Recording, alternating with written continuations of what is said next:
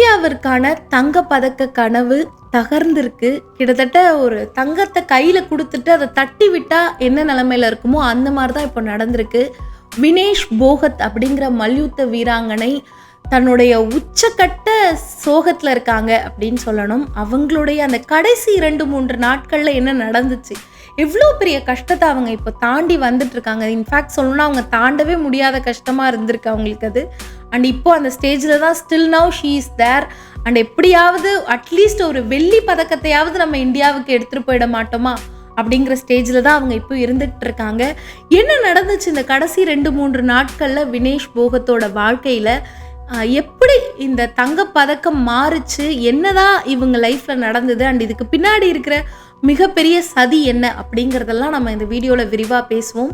நீங்கள் பார்த்துட்டு இருக்கிறது காலி ரிப்போர்ட்ஸ். நான் உங்கள் லோகசுச்சி. ஃப்ரான்ஸில் பாரிஸில் ஒலிம்பிக் போட்டிகள் நடந்துட்டுருக்குன்னு நம்ம எல்லாருக்குமே தெரியும். அண்ட் இதில் இந்தியாவை சார்பில் மல்யுத்த வீராங்கனை வினேஷ் போகத் இவங்க கலந்துட்டுருக்காங்க. ஸோ வினேஷ் போகத்தோட லைஃப்பில் அந்த லாஸ்ட் 2-3 நாட்கள் நடந்த விஷயங்களை கேட்கும்போது கண்டிப்பாக நம்மளுடைய கண்களில் கண்ணீர் வராமல் இருக்காது அப்படின்னு சொல்லலாம். இவங்க 50 கிலோவை விட 100 கிராம் அதிகமாக இருக்காங்கன்னு டிஸ்குவாலிஃபை பண்ணியிருக்காங்க. ஏன்னா இவங்க போட்டியிட்டது 50 கிலோ எடை பிரிவின் கீழே மல்யுத்த வீராங்கனையாக போட்டிகிட்டு இருக்காங்க. அண்ட் இதிலே நிறைய ஒரு ஃபீல்டு இருக்குது. அதாவது 53 கேஜியில் இருக்குது, 57 கேஜியில் இருக்குது. இவங்க போட்டது 50 கேஜியில் இருக்கிறவங்களோட அந்த இடைப்பிரிவின் கீழே இவங்க போட்டிகிட்டு இருக்காங்க. ஸோ இப்படி போட்டியிடும்போது என்ன ஆகியிருக்கு அப்படின்னு பார்த்தீங்கன்னா, ஃபர்ஸ்ட் டே அந்த காம்படிஷன்ஸ்லாம் நடக்கும்போது முதல் போட்டி 3:30 மணிக்கு இந்தியன் டைம் படி நடந்திருக்கு. ஈவினிங் 3:30 மணிக்கு நடந்திருக்கு. யூஇ சுசாகி அப்படின்ற ஜப்பான் வீராங்கனை. இவங்க யாருன்னா இதுக்கு முன்னாடி போன ஒலிம்பிக்கில் வின் பண்ண ஒரு வீராங்கனை. இவங்க கூட இவங்க போட்டிகிட்டு இருக்காங்க 3:30 மணிக்கு. அண்ட் அந்த போட்டியில் இவங்க வின் பண்ணி நெக்ஸ்ட் லெவலுக்கு வந்திருக்காங்க. ஸோ நெக்ஸ்ட் லெவல் காம்படிஷன் அடுத்த 1 ஹவரில் நடந்திருக்கு. குவார்டர் ஃபைனல்ஸில் உக்ரைனை சேர்ந்த ஒக்ஷானா ஸ்வாச் அப்படிங்கிறவங்களோட போட்டிகிட்டு இருக்காங்க. அண்ட் இதுலையும் வின் பண்ணி செமிஃபைனல்ஸ்க்கு வந்திருக்காங்க. செமிஃபைனல்ஸில் கியூபா நாட்டை சேர்ந்த கஸ்தான் லோபஸ் அப்படிங்கிற அந்த வீராங்கனையோட நைட்டு 10:30 மணிக்கு போட்டிகிட்டு இருக்காங்க. அண்ட் அந்த போட்டியிலும் வின் பண்ணியிருக்காங்க வினேஷ் போகத். இந்த போட்டியெல்லாம் வின் பண்ணி முடிச்சுட்டு வெயிட் செக் பண்ணும்போது அவங்களுடைய வெயிட் 52.7 கிலோ இருந்திருக்கு.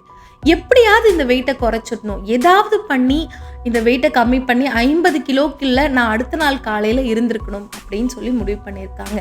ஸோ நெக்ஸ்ட் இவங்க இதுக்காக பண்ண விஷயங்களெல்லாம் கேட்கும்போது நம்ம கண்களில் கண்ணீரே வந்துடும் அப்படின்னு சொல்லலாம். அந்த அளவுக்கு என்னெல்லாம் பண்ணி வெயிட்டை குறைக்க ட்ரை பண்ணியிருக்காங்க அப்படின்னு பார்த்தீங்கன்னா, ஃபர்ஸ்ட் அன்னைக்கு டே நைட்டு இந்த மாதிரி 52.7 கேஜி இருக்குது அப்படின்னு முடிவு பண்ணோன்னே எதையாவது பண்ணி வெயிட்டை குறைச்சிடணும் அப்படின்னு டிசைட் பண்ணியிருக்காங்க. முதல்ல ஸ்கிப்பிங் பண்ணியிருக்காங்க. அண்ட் அதன் பிறகு சைக்கிளிங், வெயிட் லிஃப்டிங், இது எல்லாத்தையுமே கொஞ்சம் கூட தண்ணி எடுக்காமல், சாப்பிடாம, இதெல்லாம் எதுவுமே இல்லாமல், இன்டேக்கே இல்லாமல் எல்லாத்தையுமே பண்ணியிருக்காங்க. வெயிட் ரெடியூஸ் ஆகலை. அதாவது ஒரு பர்டிகுலர் லெவல் குறைஞ்சாலுமே 50 கேஜி வரணும். அவங்க 2.5 கேஜி அதிகமாக இருக்காங்க. 50 கேஜி வெயிட் வரணும். ஸோ இது எல்லாத்தையும் பண்ணி பார்க்குறாங்க, வெயிட் குறையில. சரி, நெக்ஸ்ட் லெவல் நம்ம வேர்க்கணும், ஏதாவது வேர்த்தாதான் வெயிட் குறையும் அப்படின்னு சொல்லிட்டு ஸ்டீமிங் எடுக்கிறாங்க. அதாவது அந்த ஹாட் ஏர் வரும் ஸ்டீமிங் அப்படின்னு சொன்னால். ஸோ அந்த ஹாட் ஏர் மூலமாக ஸ்டீம் பாத் எடுத்துமே வெயிட் குறையில. சரி, இதுவும் பண்ணல, வேறு என்ன பண்ணுறது அப்படின்னு யோசிச்சவங்க டு த எக்ஸ்ட்ரீம் போயிட்டு நம்ம ஹேரை கட் பண்ணுவோம், நம்ம ஹேர் ஒரு லெவல் ஆஃப் வெயிட் இருக்கும், அந்த ஹேரை கட் பண்ணுவோம் அப்படின்னு சொல்லிட்டு ஹேரை ஃபுல்லாக கட் பண்ணுறாங்க. ஸோ அதை கட் பண்ணியுமே வெயிட்டு குறையில. இதுக்கு மேலே வேர்வை எடுத்தாச்சு, ஹேரை எடுத்தாச்சு, என்ன பண்ணுறது அப்படின்னா, சரி அப்போ நம்ம பிளட்டை எடுப்போம். லைக் ஒரு குறிப்பிட்ட அளவு பிளட்டை நம்ம உடம்புலேருந்து எடுத்தால் வெயிட்டு குறையில அப்படின்னு உடம்புலேருந்து ரத்தம் வரைக்கும் எடுத்திருக்காங்க. இவ்வளோ எடுத்தும் வெயிட்டு உடம்புலேருந்து குறையவே இல்லை. லைக் அப்படி இப்படின்னு அந்த 52.7 கேஜிலேருந்து அவங்களோட எக்ஸ்ட்ரீம் லெவல் கொண்டு வர முடிஞ்சது 50 கேஜி ப்ளஸ் 100 கிராம். அந்த 100 கிராம் தான் அவங்கள டிஸ்குவாலிஃபை பண்ணுச்சு. ஆனால் அந்த 100 கிராமில் டிஸ்குவாலிஃபை ஆகியிருக்காங்க இப்போது.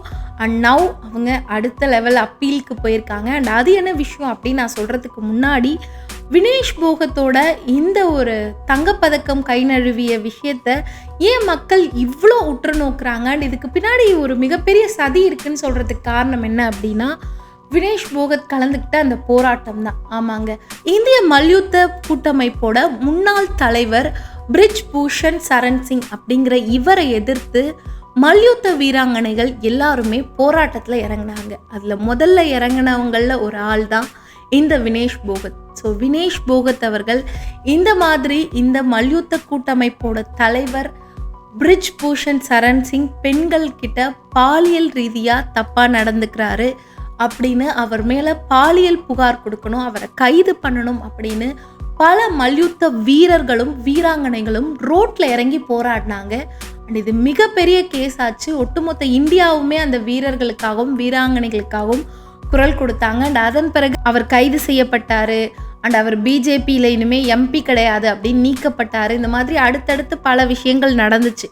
அண்ட் இதையெல்லாம் தொடர்ந்து தான் இப்போ ஒலிம்பிக்ஸில் வினேஷ் போகத் அவர்கள் கலந்துருக்காங்க. ஸோ இதன் பிறகு நான் எதுவுமே சொல்ல தேவையில்லை, நீங்களே அந்த ஆர்க்கை கனெக்ட் பண்ணியிருப்பீங்க அப்படின்னு நினைக்கிறேன்.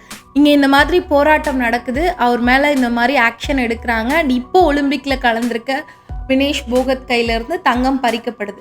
அவங்க நேச்சுரலாக வெயிட் போட்டிருக்காங்க, அதாவது அந்த 2.5 kg வந்து, ஏன்னா அந்த ஒரு நாளில் அவங்க அடுத்தடுத்து 3 போட்டிகளில் கலந்துருக்காங்க. அந்த 3 போட்டிகளில் எனர்ஜி லாஸ் ஆகிருக்கும், டீஹைட்ரேட் ஆகிருக்கும், தண்ணி நிறைய எடுத்திருப்பாங்க, ஃபுட் எடுத்திருப்பாங்க. ஸோ நேச்சுரலாக வெயிட் அவங்க போட்டு தங்கப்பதக்கம் அவங்க கையை விட்டு போயிருந்தாலும் கூட இப்படி ஒரு போராட்டத்தில் கலந்துக்கிட்ட வீராங்கனை இப்போ போய் ஒரு இடத்துல நின்று அவங்களுடைய தங்கப்பதக்கம் தட்டி பறிக்கப்படுது அப்படின்னா கண்டிப்பாக இது பின்னாடி ஏதோ ஒன்று இருக்குது அப்படின்னு மக்களும் சரி எதிர்க்கட்சி தலைவர்களும் சரி அடுத்தடுத்து பேசிக்கிட்டே தான் இருக்காங்க.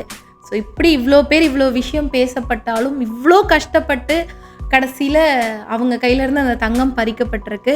So as of now Vinesh Phogat அவங்க என்ன பண்ணியிருக்காங்க அப்படின்னா, விளையாட்டுக்கான நடுவர் நீதிமன்றம் CAS அப்படிங்கிற இந்த நீதிமன்றத்தை அணுகியிருக்காங்க.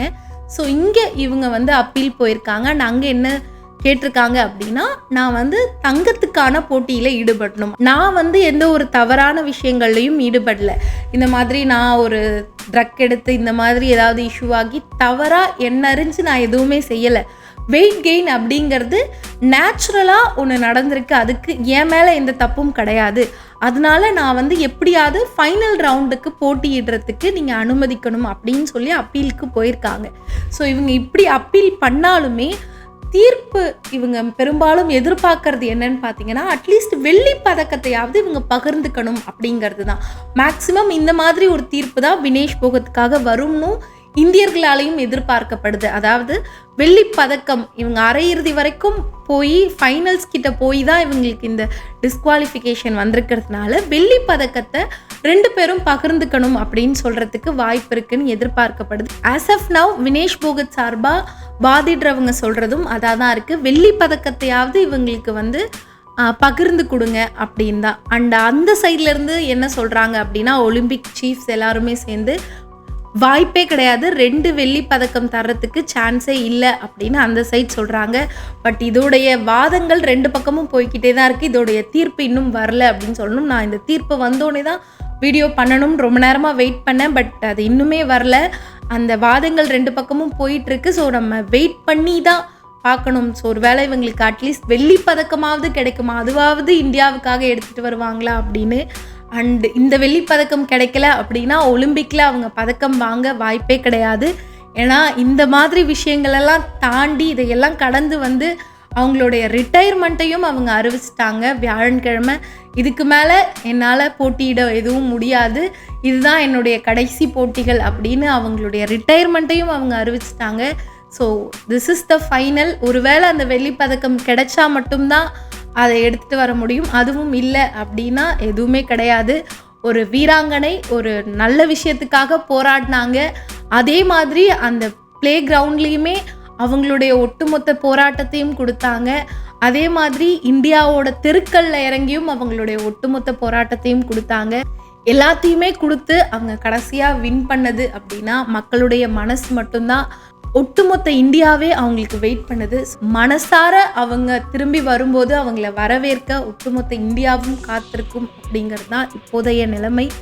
ஸோ வினேஷ் போகத் அவங்களுடைய வாழ்க்கையில் நடந்த இந்த கடைசி 2-3 மோசமான நாட்களை பற்றி சொல்கிறதுக்காக தான் இந்த வீடியோவை பண்ணேன். இந்த மாதிரி இன்னும் நிறைய தகவல்களை தெரிஞ்சுக்க கேர்லி ரிப்போர்ட்ஸை ஃபாலோ பண்ணுங்கள். இதே மாதிரி இன்னொரு இன்ட்ரெஸ்டிங் வீடியோவில் உங்களை சந்திக்கிறேன். Until then, bye. This is Love Suchi.